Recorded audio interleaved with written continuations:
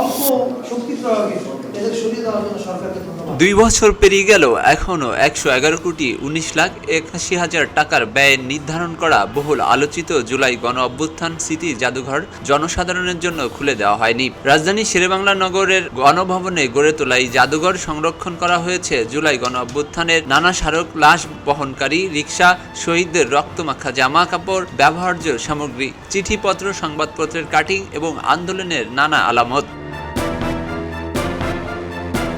জানা গেছে, তৎকালীন অন্তর্বর্তী সরকারের সংস্কৃতি বিষয়ক উপদেষ্টা মোস্তফা সরোয়ার ফারুকী নিজেই দেশের বিভিন্ন এলাকায় ঘুরে শহীদদের স্মৃতিচিহ্ন সংগ্রহের কাজ তদারকি করেন। একাধিকবার জাদুঘর উদ্বোধনের তারিখ নির্ধারণ করা হলেও শেষ পর্যন্ত তা বাস্তবায়ন হয়নি। এছাড়াও জাদুঘরের প্রবেশের ক্ষেত্রে বাংলাদেশি দর্শনার্থীদের জন্য জনপ্রতি 100 টাকা টিকিটের মূল্য প্রস্তাব করা হয়েছে, যা সাধারণ জাতীয় জাদুঘরের টিকিটের তুলনায় প্রায় 5 গুণ বেশি।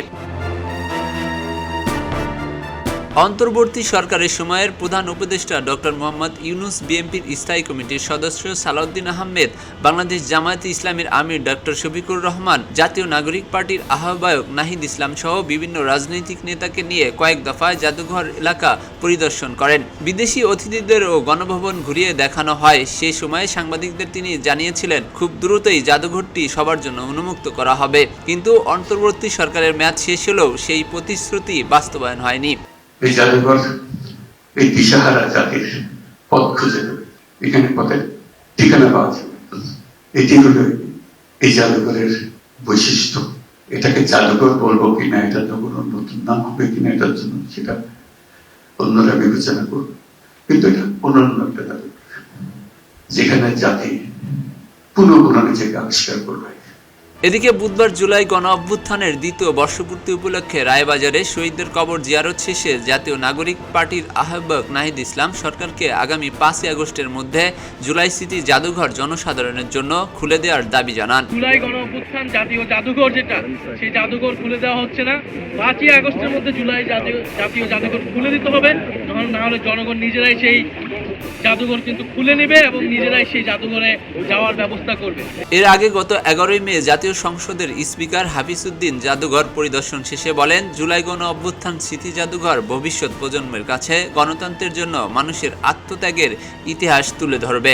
এই জাদুঘরে যে প্রবেশ করবে তিনি অন্য ধরনের একজন অনুপ্রাণিত মানুষ হিসেবে বের হয়ে আসবেন।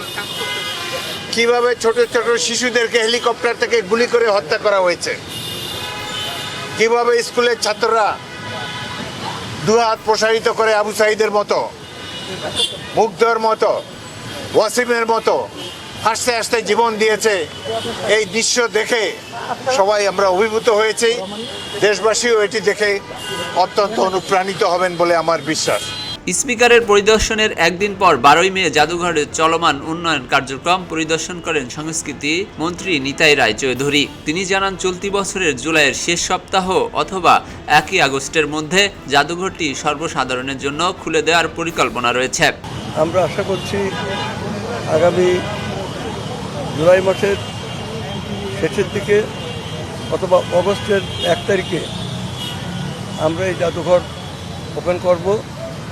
2024 সালের 5 আগস্ট ছাত্র জনতার গণ অভ্যুত্থানের মাধ্যমে তৎকালীন প্রধানমন্ত্রী শেখ হাসিনা সরকারের পতনের পর গণভবনকে জুলাই গণ অভ্যুত্থান স্মৃতি জাদুঘরে রূপান্তরের সিদ্ধান্ত নেয় অন্তর্বর্তী সরকার। ওই বছরের 5 সেপ্টেম্বর উপদেষ্টা পরিষদের বৈঠকে এ বিষয়ে নীতিগত সিদ্ধান্ত গৃহীত হয়। পরে জাদুঘর পরিচালনার জন্য জুলাই গণ অভ্যুত্থান স্মৃতি জাদুঘর অধ্যাদেশ 2025-এর অনুমোদন দেওয়া হয় এবং বাংলাদেশ জাতীয় জাদুঘরের অধীনে এটিকে একটি স্বতন্ত্র প্রতিষ্ঠান হিসেবে পরিচালনার সিদ্ধান্ত নেওয়া হয়।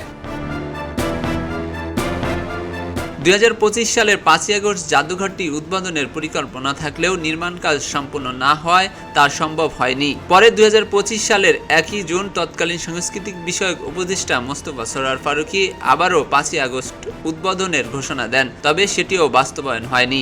আপনি যখন এই জুলাই জাদুঘরে ভিজিট করবেন, তখন আপনি জুলাই এবং কেন জুলাই হলো, 16 বছরে আওয়ামী লীগের দুঃশাসন কী কী হয়েছিল তার দালিলিক প্রমাণ, অডিও ভিজুয়াল প্রমাণ, এটার জন্য আমরা যত রকমের টুল আছে, জাস্ট ফটোগ্রাফ, ডকুমেন্ট এবং অডিও ভিডিও না, এর বাইরেও আরও অনেক টুল আছে যেগুলো আমরা ব্যবহার করছি। জাদুঘর বাস্তবায়নের লক্ষ্যে 2024 সালের নভেম্বরে লেখক ও গবেষক এবাদুর রহমানকে আহ্বায়ক করে 17 সদস্য একটি বিশেষজ্ঞ কমিটি গঠন করা হয়। স্থপতি, গবেষক, আলোকচিত্রী এবং ছাত্র প্রতিনিধিদের সমন্বয়ে গঠিত এই কমিটিকে জাদুঘরের নকশা, পরিকল্পনা ও বাস্তবায়নের দায়িত্ব দেওয়া হয়েছিল। 2 বছর ধরে প্রস্তুতির নানা ঘোষণা, পরিদর্শন এবং প্রতিশ্রুতির পরও এখনও অপেক্ষার প্রহর শেষ হয়নি। কবে নাগাদ সাধারণ মানুষের জন্য খুলে দেওয়া হবে জুলাই গণ অভ্যুত্থান স্মৃতি জাদুঘর, সেই প্রশ্নের নির্দিষ্ট উত্তর এখনও মেলেনি। এস আলী দুর্জয়, খবরের কাগজ, ঢাকা। খবরের কাগজ, নিখাত, নির্ভীক, নিরপেক্ষ।